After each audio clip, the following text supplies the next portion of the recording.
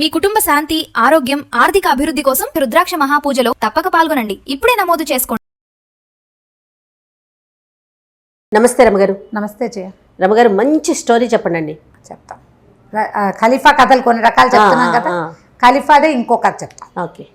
హారూన్ అల్ రషీద్ ఖలీఫాగా ఉన్న రోజుల్లో ఆయనకి తను చాలా దానపరుణ్ణని, తనకెంతో తరగని సంపద ఉందని ఆయన నమ్మకం.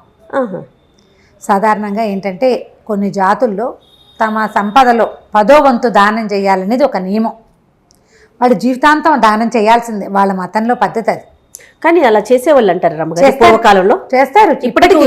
ఇప్పటికీ కూడా మన ఈ రంజాన్ రోజుల్లో ప్రతిరోజు దానం చేస్తారు. ఖచ్చితంగా సంవత్సరానికి 10 లక్షల సంపాదన ఉంటే 1 లక్ష రూపాయలు దానం చేయటం అనే నియమం ఉంటుంది. మనం ఒక్కొక్కళ్ళు ఒక్కొక్క రకంగా అనుసరిస్తారు కదా. దాన నియమం, దాన ప్రక్రియ తప్పదు. ఖచ్చితంగా 10% దానం చేసేవాళ్ళు అప్పుడు ఉన్నారు, ఇప్పుడు ఉన్నారు. ఈ కలికాలంలో కూడా జరుగుతుంది అంటారా? ఏ కాలమైనా చేస్తారు జయ. లేకపోతే ఆకాశం అలా పైన ఉండదు, భూమి ఇలా కింద ఉండదు. అలాంటి వాళ్ళు ఉంటారు. అవును, ఆకాశానికి పందిరి గుంజలు వాళ్ళు ఉండటం వల్లే మనమంతా అలా దానం చేసేవాళ్ళు, ధర్మం చేసేవాళ్ళు, న్యాయంగానే ప్రవర్తించేవాళ్ళు, అస్సలు అబద్ధం ఆడని వాళ్ళు ఇప్పటికీ ఉన్నారు. కాబట్టి ఇంకా కలియుగాంతం ఇంకా దగ్గరలోకి రాలా మనకి. అదంతా పడిపోయాక అప్పుడు యుగాంతం అవుతుంది. కొద్దిమంది ఉంటారు. శాంతం లేదు అనుకోటానికి లేదు, ఉండదు. దానం చేసేవాడు బాగా, తనంత దానపరుడు తనే అనిపించేది ఆయనకి. అక్కడి నుంచి దానం చేస్తుంటే వాళ్ళకి సంపద వస్తుండేది. ఖలీఫా రాజు కదా, అవును, డబ్బులు వస్తుంటే ఏమనుకునేవాడు, మాలాంటి సంపద ఎవరికైనా ఉందా? ఖలీఫాల గుప్తధనం అని ఒక నావెల్ కూడా ఉంది, అది ఇంకా చెప్పలేదు. అది కొంచెం మర్చిపోతానేమో నన్ను అనుమానంతో, పేర్లు తమాషాగా ఉన్నాయి, ఏం చెప్పట్లా. ఆ గుప్తధనం కూడా తన దగ్గరికే వచ్చేసింది కాబట్టి అబ్బో మా దగ్గర ఎంతో ఉందనుకునేవాడు. దానం చేసేవాడికి నేను బాగా చేస్తాను అనే ఫీలింగ్ ఉండకూడదు, అది తప్పు. ఓకే, దానం ఎంత కరెక్టో నా అంత దానపరుడు లేడనే భావన తప్పు. కర్ణుడి కథల్లో చెప్తారు, కుడి చేతితో చేస్తే ఎడం చేతికి తెలియకూడదు. ఎడం చేతి వైపు ఉన్నప్పుడు ఎవరైనా అడిగితే కుడి చెయ్యి మారే లోపల బుద్ధి మారిపోతుందని ఎడం చేతితోనే దానం చేసేవాట. అలాంటి కథలు కూడా ఉన్నాయి. ఇలా గొప్పలు చెప్పుకునేవాడు. చెప్పుకుంటుంటే జఫర్ అని ఈయన దగ్గర ఉన్న మంత్రి, మనం ఇదివరకటి కథలో విన్నాం జఫర్ పేరు. ఆ జఫర్ అంటే ఆయన పక్కనే ఉండేవాడు, అంగరక్షకుడు అనమాట. అయితే ఈ జఫర్ని ఏదో మాటల మధ్యలో, జఫర్ నువ్వు చెప్పు, నాలాంటి దానపరుడు ఇంతకు ముందు ఎక్కడైనా కథల్లో విన్నావా నువ్వు, ఇక ముందు ఉండబోతారంటే, ఏలిన వారు క్షమించాలి, మీరు ఇలా చెప్పకూడదు, అల్లా ఇచ్చింది అల్లాకే ఇస్తున్నాను అనుకోవాలి. ఒకటి, మన సంపదను ఒక సంపద కాదు, మా దానం ఒక దానం కాదు. మీకంటే సంపద ఉన్నవాడు, మీకంటే దానం ఇచ్చేవాడు ఉన్నాడు, ఇంకా ఉన్నారు అనేసరికి ఇంకొళ్ళు మండిపోయింది. ఎంత నమ్మక ద్రోహివి నువ్వు నా దగ్గర తింటూ, నాతో ఉంటూ, నా పాలనలో ఉండి నేనిచ్చే దానాలన్నిటిని అనుభవిస్తూ ఇంత మాట అంటావా అన్నాడు. మాట అంటానికి ఏముంది ప్రభు, మీరు నిజం అడిగారో చెప్పారు. బస్రా నగరంలో ఒక కుర్రాడు ఉన్నాడు, వాడి పేరు అబూ అల్ కాసిం. వాడి పేరు కాసిం అని పిలుస్తారు, అబూ అని కూడా అంటారు. వా అబ్బాయి ఎంత దానపరుడు అంటే, వాడి దగ్గర ఎంత తరగని సంపద ఉందంటే, వాడు రోజు పుంఖాలుగా దానం చేసేస్తూ ఉంటాడు. ఏదో నాకు కలిగింది ఇచ్చానని దీనంగా మొహం పెడతాడు. రేపటికి మళ్ళీ దానానికి డబ్బు ఉంటుంది వాడి దగ్గర. శభాష్, ఎంత వినయశీలో వాడు.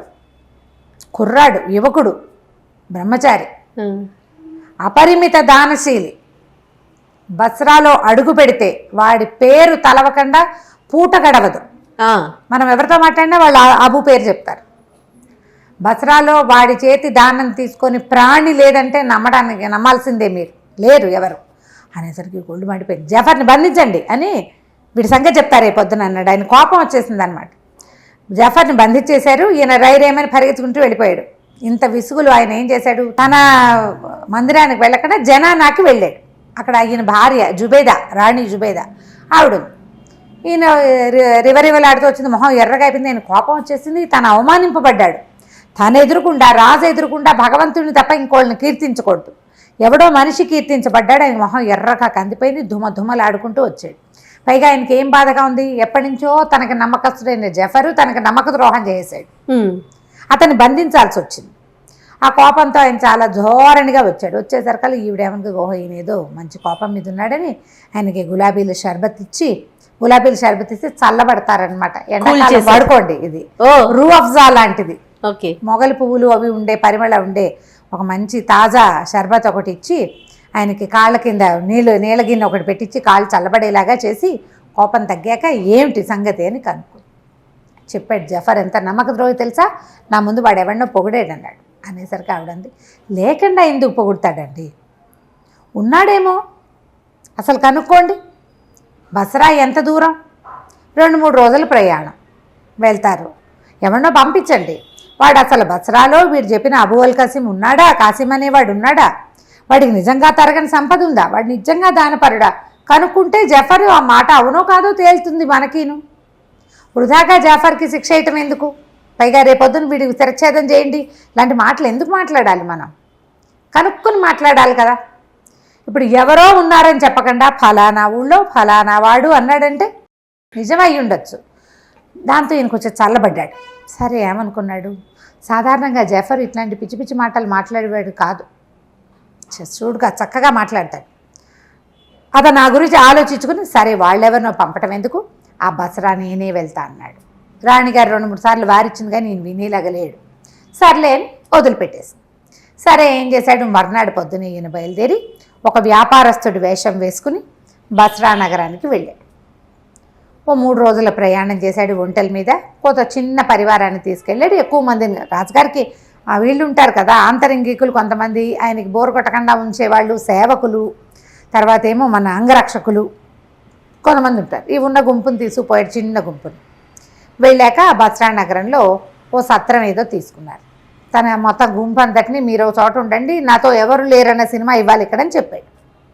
సరే అది కూడా అక్కడి నుంచి ఈ సత్రంలో నుంచి బయటకు వచ్చి ఎవరో ఒక చిన్న వ్యాపారస్తుడు ఒకడు ఉంటే, చిన్నవాడు అంటే మన చిరుతిండి అవి అమ్మేవాళ్ళు అట్లా వాళ్ళు కనపడ్డారు. కనపడితే ఏమంటే ఈ ఊళ్ళో అబూ అల్ కాసిం అని ఎవరో ఒక ఆయన ఉన్నట్ట అంటే, ఆ కాసిం పేరు తెలియని వాడు ఎవడండి, రాజుగారి ఇల్లు అన్నా తెలియదు కానీ ఒక కాసిం ఇల్లు తెలియని వాడు ఎవడు ఉండడు, ఆయన చేతి దానం తినని వాడి ఊళ్ళోనే లేడు, ఇగో ఇలాగ వెళ్ళాలి అలాగ వెళ్ళాలని దారి చూపించాడు. దారి చూపిస్తే సరే ఇతను ఏం చేశాడు, ఆ కాసిం గారింటికి బయలుదేరాడు. వెళ్తే అదొక చక్కటి సౌధం, చాలా బాగుంది. లోపలికి వెళ్ళాడు. ఆ బయటికి వెళ్ళి నేను బాగ్దాద్ నుంచి వచ్చిన ఒక వ్యాపారస్తుడిని అబు గారిని చూడడానికి వచ్చానని కబురు చేశాడు. ఒక బానిసల, అంతా బానిసల మయం. బానిస అని ఆడ బానిస, మగ బానిస, నల్ల బానిస, తెల్ల బానిస ఇలా పేర్లు రాస్తారు ఆ కథలో. అక్కడి నుంచి బానిస లోపలికి వెళ్ళి వ్యాపారస్తుడు ఎవరు వచ్చారంటే ఆ ఇంటి యజమాని గబగబా పరిగెత్తుకుడు లోపలికి ప్రవేశపెట్టమని ఆయన లోపలికి కూర్చోలే, ఆయనే వెళ్ళి బయటకు వచ్చాడు. ఆ వచ్చిన వాడు ఒక కుర్రాడు, మంచి స్ఫురద్రూపి, 25 ఏళ్ళు 28 ఏళ్ళు అలా ఉంటాయి. చక్కగా తలతల్లాడే బట్టలు అవి వేసుకున్నాడు, మంచి కళ్ళగా ఉన్నాడు, వినయశీలుగా కూడా ఉన్నాడు. రండి దయచేయండి, మా ఇల్లు పావనం చేశారు, ఏం పని మీద దయచేశారు, రండి వాళ్ళన్న ఆతిథ్యం స్వీకరిద్దురు కానీ అని చెప్పి లోపల తీసుకెళ్ళాడు. లోపల తీసుకెళ్తే ఎంత బాగుందో ఇల్లు చాలా బాగుంది భవనం.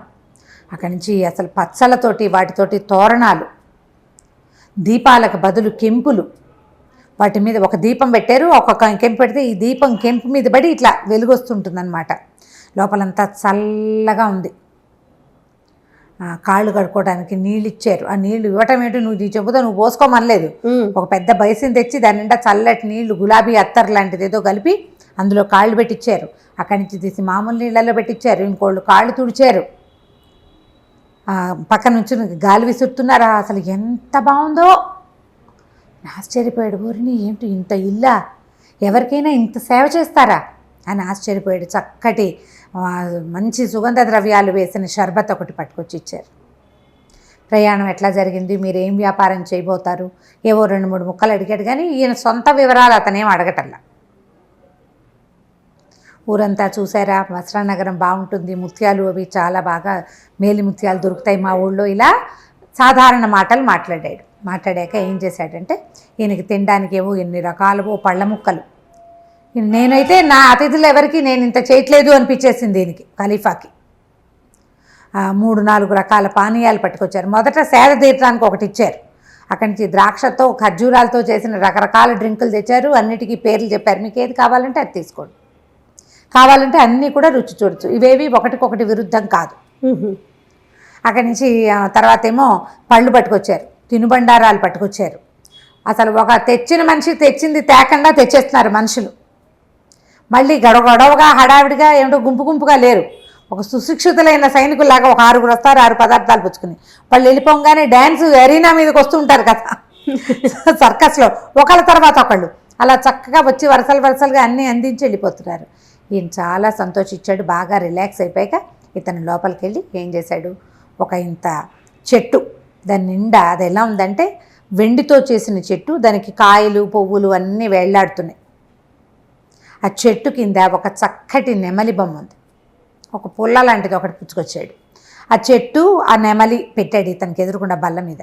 తన చేతిలో పుల్ల పెట్టుకుని ఆ పుల్లతో ఆ నెమలిని అట్లా కొట్టేసరికల్లా ఆ నెమలి గిర్రమని అలా తిరగటం మొదలుపెట్టింది. ఆ చెట్టు చుట్టూ తిరుగుతుంది. అది తిరుగుతుంటే అది పింఛం వీడుస్తుంటే దాని లోపల నుంచి రకరకాల సుగంధాలు, ఎన్ని రకాలు, ఎంత బాగుందో. ఆయన అట్లా మైమరిచి చూస్తూ ఉండగా చటుక్కున అతను ఏం చేశాడు, ఆ చేత పుచ్చుకుని లోపలికి వెళ్ళిపోయాడు. నువ్వు ఒక వస్తువు చూపించావు, నువ్వు పూర్తిగా చూసి ఇదంతా ఏమిటి కనుక్కునే లోపల అవతల వాళ్ళు తీసిస్తే నీకేమనిపిస్తుంది? అదే కదా, ఆశాభంగంగా ఉంటుంది. నేను తెలిపాడు, ఇదేమిటి అతిథిని ఇట్లా అవమానిస్తాడా వీడు అనిపించింది. లోపలికి వెళ్ళిపోయి మళ్ళీ ఒక 5 నిమిషాలాగా వచ్చాడు. ఒక పాత్ర పట్టుకొచ్చాడు. పాత్ర అతను తేల వెనకాల ఒక బానిస కుర్రాడు వచ్చాడు. వాడి చేతిలో ఇట్లా పాత్రలే ఉంది. అది ఎలా అంటే పాన పాత్ర, మామూలు డ్రింక్స్ తాగుతారు కదా ఆ పాత్ర, కెంపు పాత్ర. అది ఒక పెద్ద కెంపుని మలిచారు ఇట్లా. ఆ కెంపులో ద్రాక్షాసవం పోసి చేతికిచ్చాడు. అసలు ఆ పాత్రే ఎంత బాగుందో, భలే అందంగా ఉంది. ఆ పాత్ర తీసుకున్నాడు. తాగి వెనక్కి ఇచ్చేసరికి మళ్ళీ నిండిపోయినట్టు కనపడుతోంది. అది 3 సార్లు తాగాడు. 3వసారి కూడా అది నిండిపోయింది. వాడు పోయిటల్లా అదే చేతికిచ్చి తీసుకునే లోపల వచ్చేస్తోంది. ఈయన పాత్రను పరిశీలించే లోపల టక్కిన ఆ పాత్ర తీసేసుకున్నాడు. అతను లోపల పట్టుకెళ్ళిపోయాడు. ఈయన మళ్ళీ ఇదేంటి నన్ను అసలు చూడనీడే వీడు పూర్తిగా కొళ్ళు మండిపోయింది. 3వసారి ఈయన చప్పట్లు కొడుతూ లోపలికి వచ్చాడు. అతను వెనకాల ఒక అమ్మాయి వచ్చింది. ఎంత బాగుందో చెప్పరానంత సౌందర్యవతి, ఒళ్ళంతా వజ్రాలే, ఆభరణాలు, వస్త్రాలు లేవు, వజ్రాల ఆభరణాలే వస్త్రాలుగా ఉన్నాయి. అక్కడి నుంచి ఒక చిన్న సితార్ లాంటిది ఒకటి పట్టుకొచ్చింది, మ్యాండలీను బట్లాగా. అది టింగ్ టింగ్ కూర్చుని చక్కగా మహాసౌందర్యవతి అయిన ఒక అమ్మాయి, దాని శరీరం సగం బయటికే కనపడుతోంది. మ్యూజిక్ వాయించడం మొదలుపెట్టింది. అది పాట పాడుతుంటే ఈయన మైమరిచిపోయాడు. ఆ వాయిద్యం ఎంత బాగుందో, పాట ఎంత బాగుందో. ఆ పాట పూర్తయ్యాక అమ్మాయి దగ్గరికి వెళ్ళి ముట్టుకుందాం అనుకున్నాడు ఈయన. పాట పూర్తయ్యే లోపలే ఈయన చప్పట్లు కొట్టాడు. పిల్ల లేచి వెళ్ళిపోయాడు. మండిపోయింది ఈయనకి. వీడి ఆతిథ్యం మండినట్టే ఉంది. ఏది పూర్తిగా చూడనివ్వడు. ఇన్ని తాగేటిచ్చారు, ఇన్ని తిన్నిచ్చారు, బాగా నచ్చిన వస్తువును ముట్టుకొని ఇవ్వాలి కదా. ముట్టుకొని వెళ్ళి సరే నేను వెళ్ళొస్తానని బయలుదేరాడు. ఆ పెద్ద జఫర్కి చెప్తా, వీడి ఆతిథ్యం ఏడిసినట్టుంది, ఏవో ఇచ్చానంటున్నాడు, ఏమిచ్చాడో వీడు నాకు తెలీదు అని దుమ్ములాడుకుంటూ ఒళ్ళు మండిపోయింది లోపల. పైకి మాత్రం అనలా. ఏం చెప్పాడంటే, నేను వెళ్ళొస్తాను, మీ ఆతిథ్యం చాలా పరమాద్భుతంగా ఉంది, నేను ఇలాంటి చోటకి వచ్చినందుకు చాలా సంతోషిస్తున్నాను, ఇలాంటి అభినందన వాక్యాలు 3-4 చెప్పి సత్రానికి బయలుదేరాడు. లోపలంతా రుంజుకుంటూనే ఉన్నాడు. వీడి ఆతిథ్యం బాగానే ఉంది, కానీ అది ఫుల్ఫిల్డ్గా లేదే, పూర్తి చేయలే. మొదట ఒక నెమలి చూసాం, ఆ నెమలి ఎంత బాగుంది, దాన్ని ముట్టుకునే లోపలే తీసేసుకున్నాడు. ఆ కెంపు పాత్రని పరిశీలించే లోపలే తీసేసుకున్నాడు. ఆ పిల్లకి దగ్గరికి వెళ్ళి దాన్ని ముట్టుకునే దాని సౌందర్యాన్ని చవి చూసే లోపలే వెళ్ళిపోయింది అది లోపలికి. ఈ సత్రం దగ్గరికి వెళ్ళేసరికల్లా ఒక 1 డజన్ మంది బానిసలు నిలబడి ఉన్నారు అక్కడ, అమ్మాయిలు. అక్కడి నుంచి ఓ 10 మంది సైనికుల్లాగా ఉన్న బానిసలు నిలబడి ఉన్నారు. వాళ్ళ చేతుల్లో 3 బాక్సులు, 2 బాక్సులు. అక్కడి నుంచి మేలు ముసుగు వేసుకున్న ఒక మనిషి కనపడ్డారు. దగ్గరికి వెళ్ళేసరికల్లా బానిసలందరూ నమస్కారం చేశారు. అయ్యా, మీరు అబూ అల్ కాసిం గారింట్లో ఆతిథ్యం తీసుకున్న ఫలానా వర్తకుడు గారే కదా, మీ వివరాలన్నీ తీసుకున్నాం, మీకు అక్కడ మీరు మేలుపడిన 3 వస్తువుల్ని మీకు అప్పచెప్పమని చెప్పారు అని చెప్పి మొదటిది బాక్స్ ఓపెన్ చేశాడు. అది ఇంత వెండి చెట్టు, నెమలి బొమ్మ. 2వ బాక్సులో కెంపు పానపాత్ర. 3వది మేలు ముసుగు వేసుకున్న అమ్మాయిని ఓపెన్ చేసి చూస్తే ఆ మ్యాండలిన్ వాయిస్తూ నుంచి పాడింది కదా సంగీతం, ఆ పిల్ల అక్కడ నుంచి ఉన్నారు. ఈ 3 వస్తువుల్ని మీకు అప్పచెప్పమన్నారు మా కాసిం గారని. తను నిర్కాంతపోయాడు. ఏమిటి, నాకు నచ్చిన వస్తువుని నాకే సొంతం చేసేసే ఉద్దేశం పడింది, ఇదేం ఆతిథ్యం, అద్భుతం. వాళ్ళ ఇంట్లో ఉన్నది కాదు, నా ఇంటికి వచ్చాక నా వెనకాల పడి వచ్చేసేసి వాళ్ళు, నాకంటే ముందే వెనకాల పడరా, నేను ఇంటికి వచ్చేసరికల్లా నా దగ్గరికి ప్రత్యక్షం చేశాడు. అవురవురా, ఏమిటి వీడివి ఇది గొప్పతనం అని చెప్పి సామాన్లు అక్కడే ఉండు, మీరు ఇక్కడే ఉండండి, నేను ఎప్పుడే వస్తాను. మళ్ళీ పరిగెత్తుకుంటూ కాసిం వాళ్ళ ఇంటికి వెళ్ళిపోయాడు ఖలీఫా. వెళ్ళిపోయి, నాయన నువ్వు ఎంత గొప్పవాడివి, నీ ఆతిథ్యం ఎంత గొప్పది, ఈ వస్తువులన్నీ నీకు ఎలా వచ్చినాయి, నువ్వు నాకు ఎలా ఇవ్వదలుచుకున్నావు, ఇదేం దానం, అతిథిని ఇట్లా గౌరవిస్తావా, పైగా ఇవాళ నువ్వు ఇచ్చిన ఈ వస్తువులు నీ దగ్గర రేపు కూడా ఉంటాయా, ఇవాళ ఇచ్చేసావు, మళ్ళీ ఈ వస్తువు నీకు ఎలా వస్తుంది అపురూపమైనది అంటే అదంతా ఒక విచిత్రమైన గాథ అంటే అన్నాడు. అయితే ఖలీఫా అన్నాడు, నేను నీ విచిత్ర గాథ తెలుసుకోవాలి, నువ్వు ఇంత దానం ఎలా చేయగలుగుతున్నావు, నాకు నచ్చిన నీ అతిథికి నచ్చిన వస్తువుని అతనికే ఇవ్వాలనుకునే బుద్ధి ఎక్కడి నుంచి వచ్చింది నీకు, అని వస్తువులు ఎక్కడి నుంచి వచ్చాయి, ఇవాళ నేను వచ్చా రేపు ఇంకోటి వస్తాడు, వాడికి కూడా ఏవో చూపిస్తావు నువ్వు, వాడికి అవి నచ్చేస్తాయి న్యాచురల్లీ. మన దగ్గర లేని కొత్త వస్తువు ఎవరికైనా నచ్చుతుంది, ఉపయోగపడుతుంది అనిపిస్తే, వాళ్ళకి అవి ఇచ్చేస్తావా, ఇచ్చేయడానికి అంత నీ దగ్గర ఎక్కడిది అంటే, ఇక్కడ ఎవరు అడగలేదండి, ఈ ఊళ్ళో వచ్చిన వాళ్ళు వస్తారు, ఆతిథ్యం ఇస్తాను, రోజు ఒక అతిథిని చూడాలి, నా లెక్క అది, మా అతిథికి ఏది నచ్చితే అది, వాళ్ళని సంతృప్తిపరచడం, వాళ్ళ మొహాల్లో ఆనందాన్ని చూడడమే నా విధి, నేను ఇలా ఎన్ని చేసినా నాకు తరగదండి, నా దగ్గర ఉంటూనే ఉంటుందంటే ఆ రహస్యం ఏమిటి నేను తెలుసుకోవాలనుకుంటున్నాను అన్నాడు. సరే నేను చెప్తానండి అని చెప్పాడు. ఏం చెప్పాడో మనం వచ్చే భాగంలో చూద్దాం. బా, భలే ఇంట్రెస్టింగ్ ఉంది రమ్మగారు, చాలా బాగుంది. ఏం చెప్తాడో చూద్దాం. చూద్దాం. నమస్తే అండి. నమస్తే జీ.